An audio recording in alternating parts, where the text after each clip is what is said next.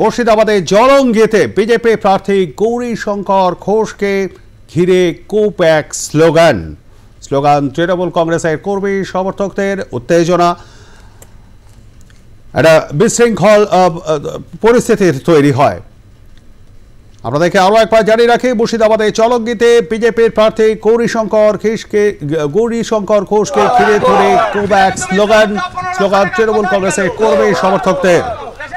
স্বভাবতই বিশৃঙ্খল পরিস্থিতি তৈরি হয় আজ দুপুরে। আমাদের সঙ্গে রয়েছেন আমাদের প্রতিনিধি শঙ্কর গোস্বামী। শঙ্কর, এই প্রসঙ্গে ঠিক কি বললেন বিজেপি প্রার্থী গৌরী শঙ্কর ঘোষ? দেখো, যে ঘটনা ঘটেছে এটা আজকে মুর্শিদাবাদের জলঙ্গির এলাকাতে ঘটেছে এবং সেখানে যেটা জানতে পারা যাচ্ছে যে আজকে ওই এলাকাতে জলঙ্গির গৌরীপুর এলাকায় মূলত নির্বাচনী প্রচারে গিয়েছিলেন মুর্শিদাবাদ লোকসভা কেন্দ্রের বিজেপি প্রার্থী তথা মুর্শিদাবাদের যিনি বিজেপি বিধায়ক গৌরী শঙ্কর ঘোষ দলীয় কর্মীদেরকে সাথে নিয়ে আজকে জলঙ্গিতে গিয়েছিলেন নির্বাচনী প্রচারে। কিন্তু সেখানে যাওয়ার পরে সেখানে বেশ কয়েকজন তৃণমূল কর্মী সমর্থক ওই এলাকার তারা সেখানে জমায়েত হয় এবং একত্রিত হয়ে তারা বিক্ষোভ দেখায় এবং তারা গৌরী শঙ্কর ঘোষকে গো ব্যাক স্লোগান দেয়, এমনটাই অভিযোগ সেখান থেকে উঠে আসে। এবং সেই ঘটনাতে স্বাভাবিকভাবে একটা সাময়িক বিশৃঙ্খল বাতাবরণ তৈরি হয় ওই এলাকাতে।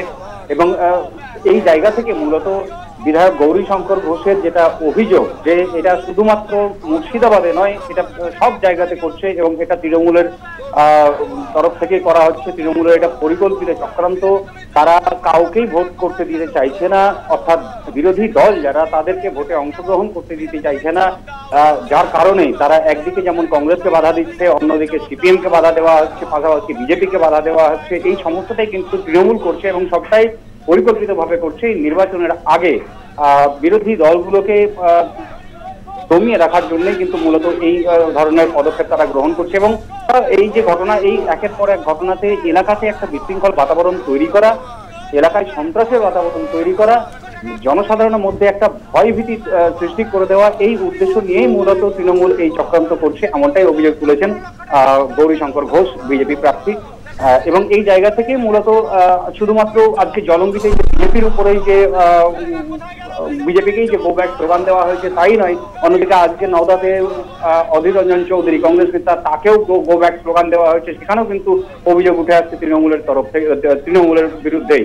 মূলত এই জায়গা থেকে বিরোধী দল অর্থাৎ কংগ্রেস, সিপিএম এবং বিজেপি প্রত্যেকেরই একটাই কথা যে তৃণমূল আবারও পরিকল্পিতভাবে যেভাবে বিগত দিনের নির্বাচনগুলোকে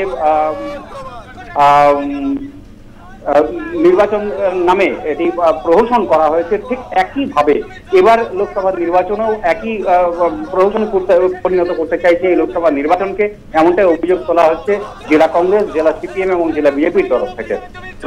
ধন্যবাদ আমাদের সঙ্গে থাকবার জন্য। কথা বলছিলাম আমাদের প্রতিনিধি শঙ্কর গোস্বামীর সঙ্গে।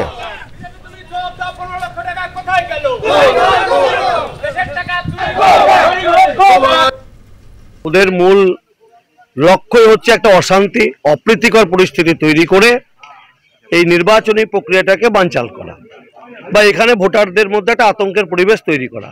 আমরা সেই প্ররোচনায় পা না দিয়ে আমরা আমাদের প্রচার করতে করতে বেরিয়ে এসেছি। কে কি বলল, কে গো ব্যাক বললো, কে কালো পতাকা দেখালো, তাদের ব্যক্তিগত বিষয়। ওরা তৃণমূলের দুষ্কৃতী, ওদের এটাই লক্ষ্য, এটাই তাদের কাজ। আমরা ওই সব প্ররোচনায় পা না দিয়ে আমরা যেমন ডোর টু ডোর ক্যাম্পেনিং করছিলাম, ক্যাম্পেনিং আমাদের 11টা পর্যন্ত ক্যাম্পেনিং ছিল, আমরা 10:55 ক্যাম্পেনিং শেষ করে যখন বেরিয়ে আসছি তখন ওরা আমাদেরকে গো ব্যাক স্লোগান দিয়েছে এবং আমাদের দুজন সমর্থককে একজনের একটা গাড়িতে ভাঙচুর করেছে।